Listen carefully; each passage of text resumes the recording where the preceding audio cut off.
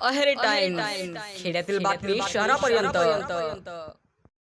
अहेरी तालुक्यातील नागेपल्ली येथील Mahalakshmi petrol pump समोरील ITIच्या मागील कॉलनी परिसरात दुचाकी वाहन चोरीला गेल्याची घटना समोर आली आहे. ही घटना 16 मार्च 2026 रोजी रात्रीच्या सुमारास घडल्याची माहिती मिळत आहे.